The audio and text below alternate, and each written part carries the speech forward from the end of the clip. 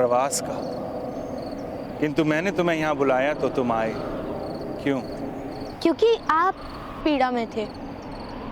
केवल इतना ही कारण नहीं था कि तुम मेरे पास आए वत्स। विचार करना इस बात पर।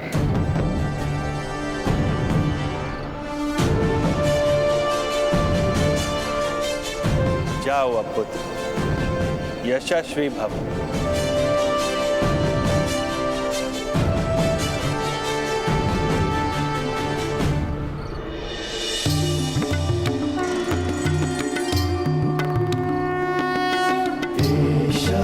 रवि संप्राप्तः भास्करो लोकपालकः वरदो अभयगो सूर्यः वीर्यनो कीर्तिदायकः।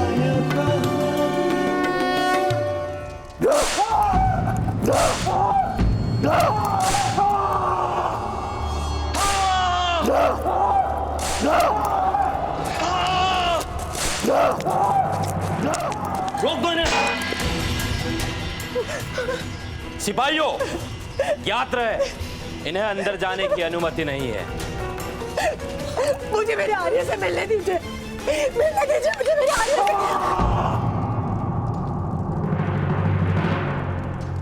क्या करना है मेरे आर्य के साथ? मुझे जाने दीजिए, मुझे जाने दीजिए।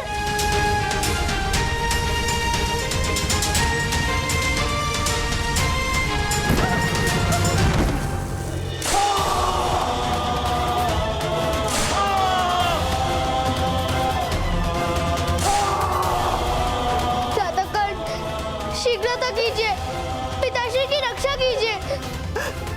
कर्ण, अब तुम ही एकमात्र आधार हो।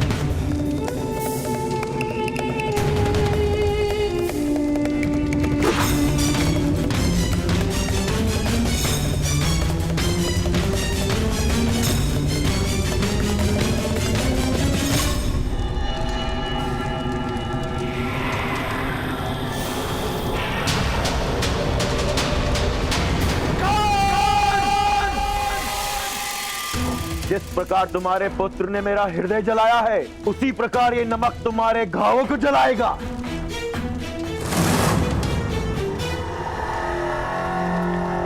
तुम्हारा पुत्र गया है महामुनि को लाने। महामुनि को हस्तिनापुर ले आकर वो तुम्हारी मुक्ति मांगने की इच्छा रखता है। मूर्ख है वो। महाराज तुम्हें मुक्त करे उससे पूर्व ही तुम्हारी मृत्यु हो जाएगी। इसका शिरच्छेद क्यों नहीं कर देते महोदय? नहीं कर सकते।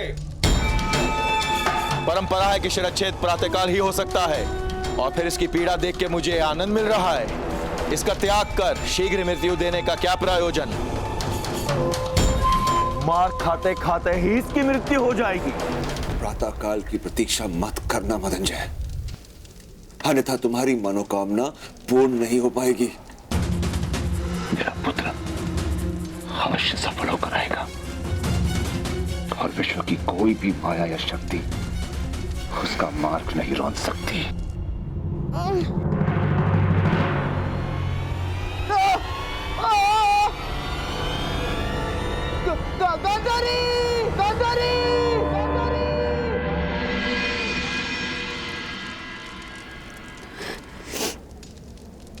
यदि तुम्हें जीवन नहीं मिला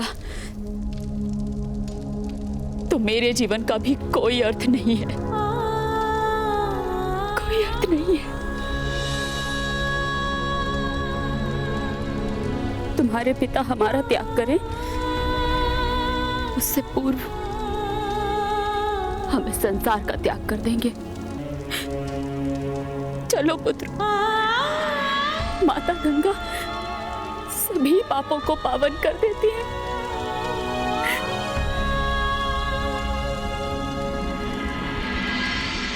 महामुनि व्यास, आपको हस्तिनापुर पहुंचाए बगैर मैं मृत्यु को निकट भी नहीं आने दूंगा।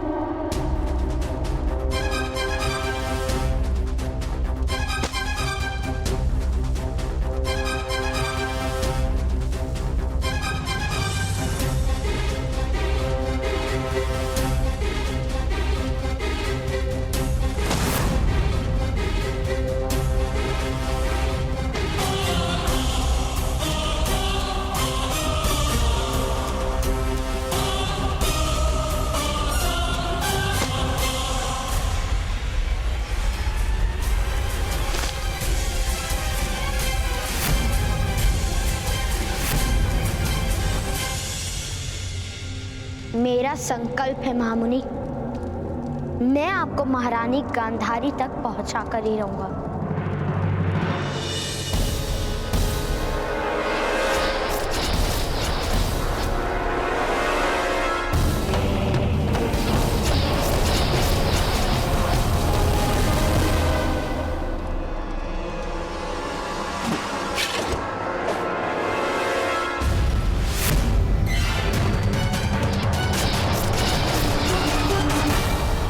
बल से किसी के संकल्प को किस प्रकार विचलित करोगे? वह तुम्हारा संकल्प था प्रवास का, किंतु मैंने तुम्हें यहाँ बुलाया तो तुम आए क्यों?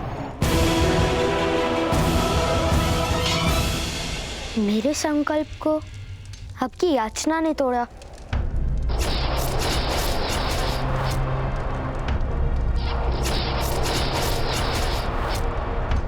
सब माया है। मेरा कवच प्रकट नहीं हुआ, अर्थात सब माया है।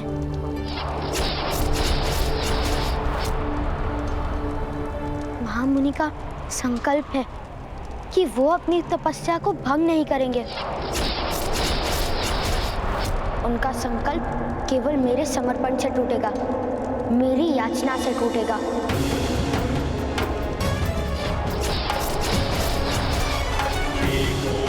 असहायोऽहं कृशोऽहम् अपरिच्छदाः त्वं देवी एवं विधाचिन्ता मुझे सत्य प्रजायते।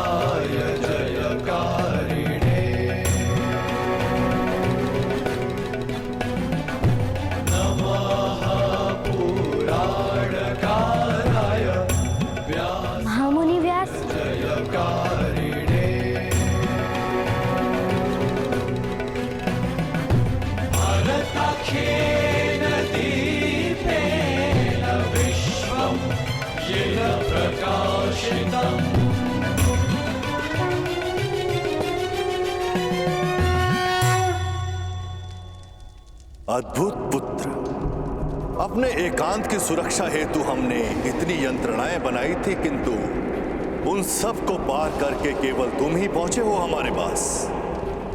क्योंकि मुझे मेरे पिता को न्याय दिलाना है। न्याय के लिए एक बालक को संघर्ष करना पड़े, ये तो उस राज्य की दुर्दशा का आरंभ है। चलो।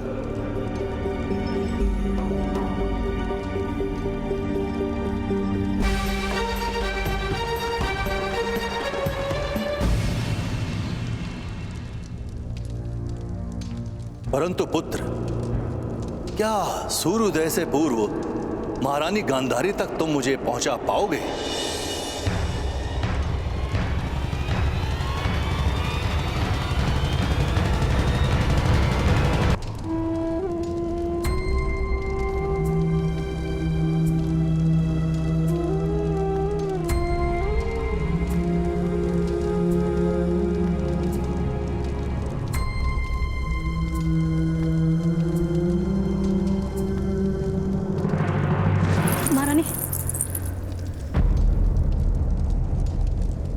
ये मेरे जीवन का अंतिम प्रवास है।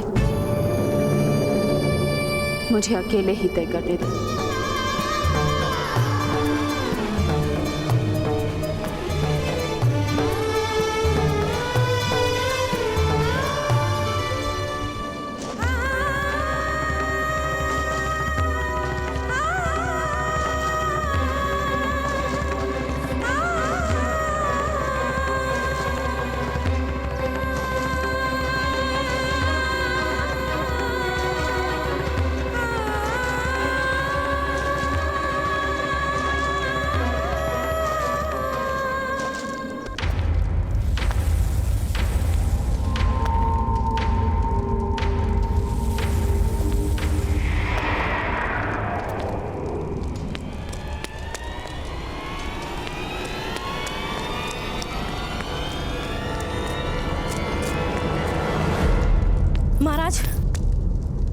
महाराज, महारानी गांधारी गंगा नदी में समाधि लेने जा रही हैं।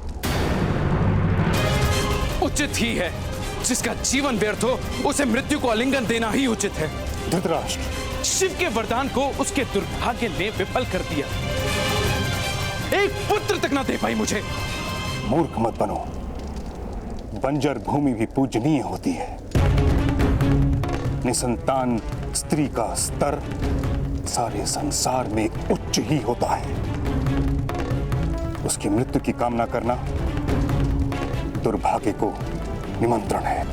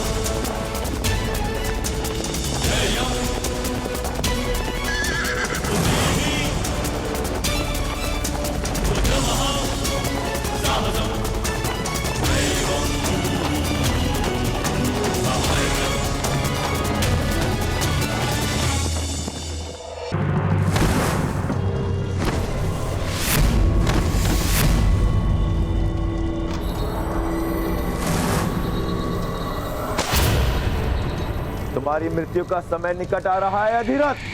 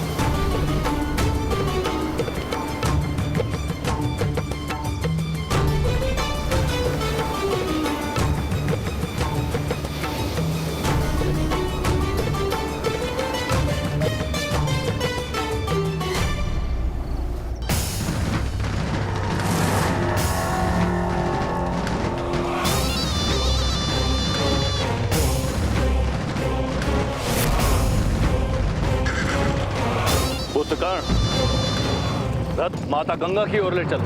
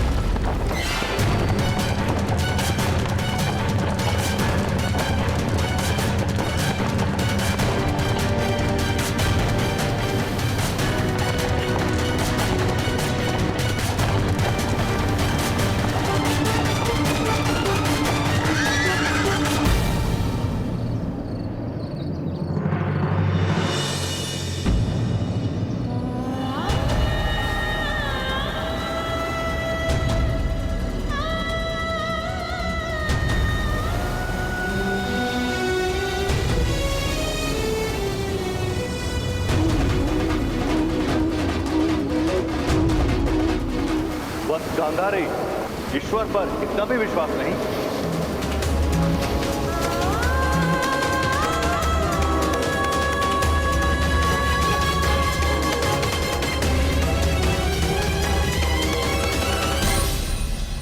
शीघ्र ही तुम्हारे पुत्र को भी तुम्हारे पास नरक में भेज दूंगा अधिराज।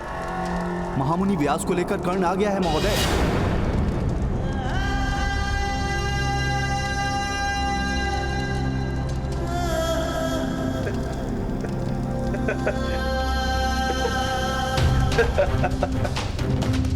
मेरे पुत्र ने मेरी रक्षा कर दी मदनजय। मैंने कहा था ना, अब अपनी रक्षा की चिंता करो।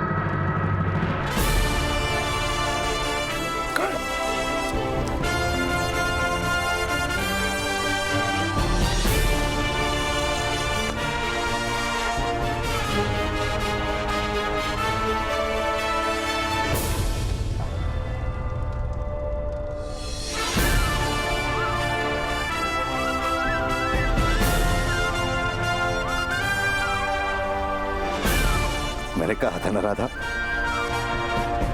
तुम्हारा पुत्र दिव्य है। पुत्र कर्ण, तुम वास्तव में दिव्य हो।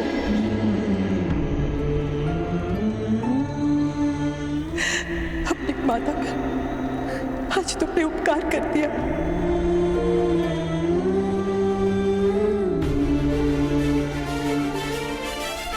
नहीं माता, तुम ही तो कहती हो ना कि माता पे उपकार और संतान का धिक्कार संभव नहीं।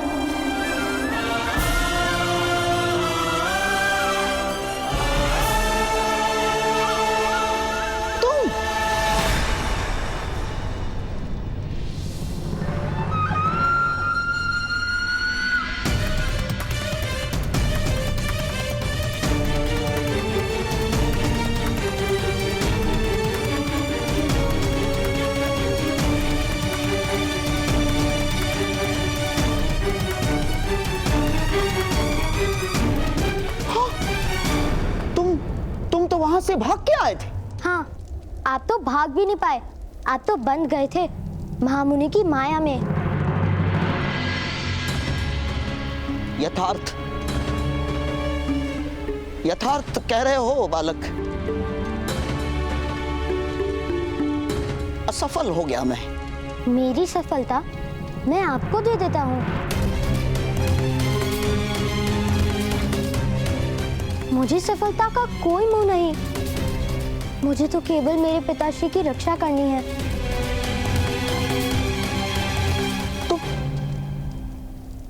तुम्हारी सफलता? अर्थात तुम महामुनि को ले आए?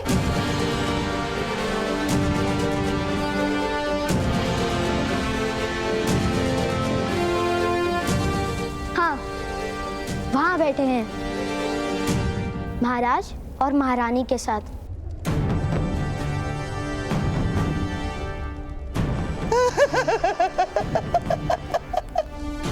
बालक,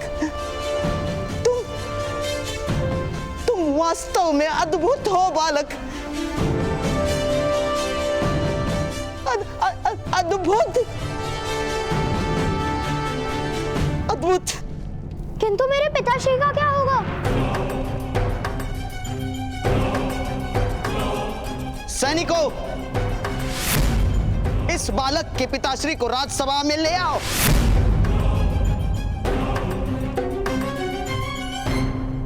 बालक, महामुनि व्यास को यहां लाने का पुरस्कार अवश्य मिलेगा तुम्हें।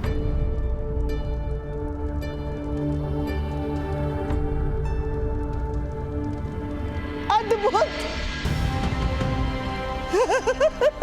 अद्भुत।